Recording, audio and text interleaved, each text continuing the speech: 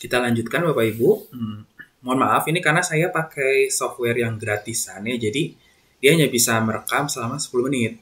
Gitu. Nah, 10 menit harus diputus dan harus ini lagi, kalau nggak diputus ya dia akan memutuskan sendiri gitu ya. Jadi mohon maaf, pasti akan jadi beberapa video jadinya. Gitu. Nah, cuma kan di judulnya makanya saya nanti akan ini yang satu ini nanti nomor 2 gitu, nah seperti itu gitu ya. Nah, dan seterusnya.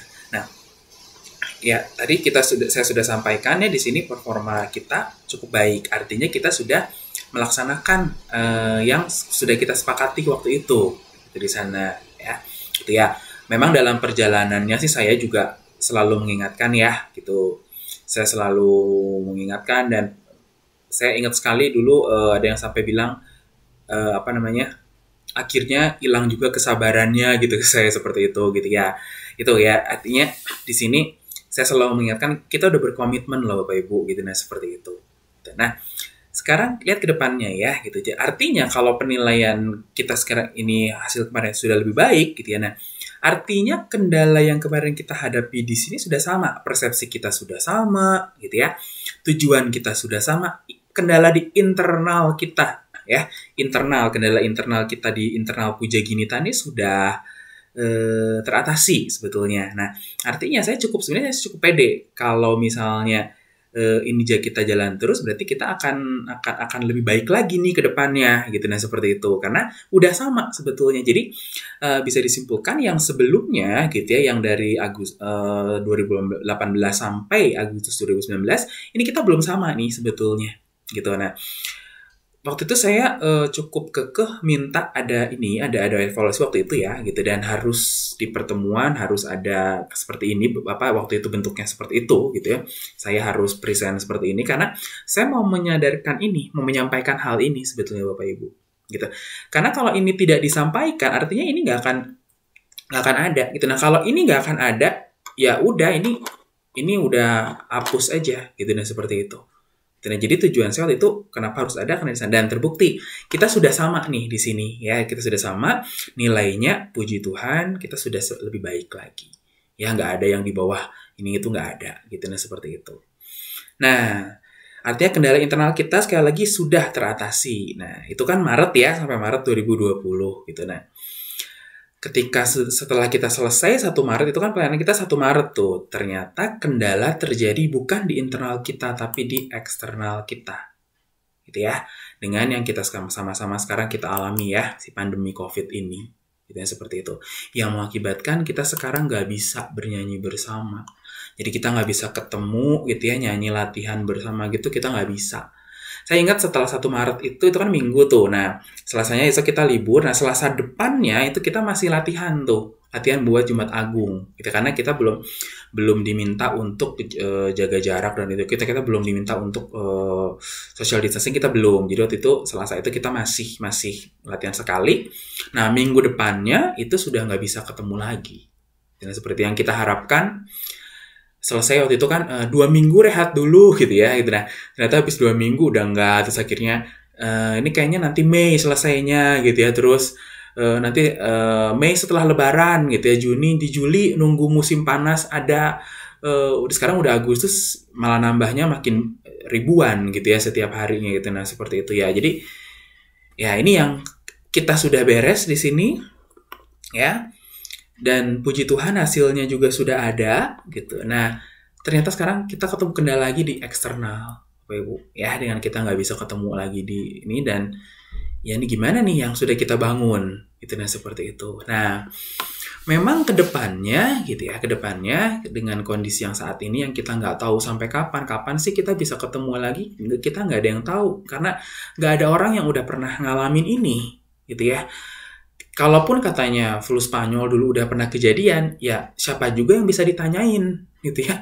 Siapa juga yang bisa ditanya. Itu orangnya juga udah nggak ada gitu yang mengalami kemarin yang kalaupun orangnya masih ada, saya nggak yakin masih bisa ditanyain orangnya gitu. Bisa diajak ngomong aja mungkin belum tentu gitu ya. Gitu, nah seperti itu.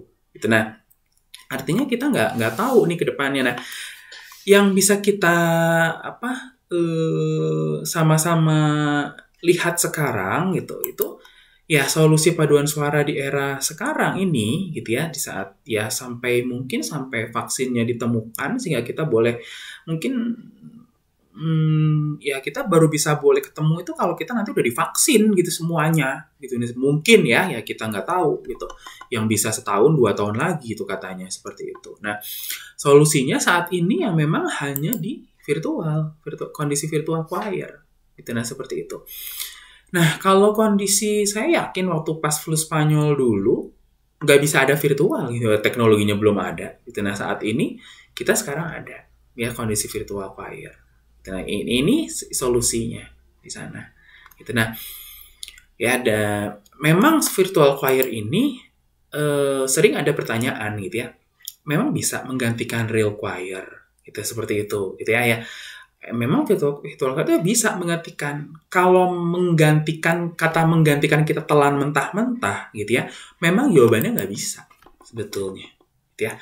Apakah bisa menggantikan? Tadi kalau kata menggantikan kita telan mentah-mentah gitu aja gitu ya, menggantikan nggak bisa sebetulnya ya karena kita lihat real choir itu ada bukti kehadiran fisik sebetulnya tuh ya. Jadi namanya paduan suara bernyanyi bersama itu di mana-mana kita belajarnya ya, taunya juga itu kalau kita lihat di Wikipedia pengertiannya juga bernyanyi bersama-sama itu artinya mengarah kepada kehadiran fisik bersama-sama. Jadi kalau kita hanya mengacu kepada arti katanya real choir itu kehadiran fisik, ya memang tidak akan menggantikan. Jadi di beberapa gereja juga, kalau di gereja kita gitu ya kan memang paduan suaranya tidak berfungsi sebagai song leader. Gitu. Jadi ada di beberapa gereja Bapak Ibu, itu paduan suara itu fungsinya sebagai prokantor atau song leader. Gitu. Jadi bukan seperti kita. Jadi dia memang bernyanyi 4 suara. Jadi kalau itu lagu, ada lagu notasi 4 suaranya, ya mereka bernyanyi sebagai pemandu di sana. Dan seperti itu.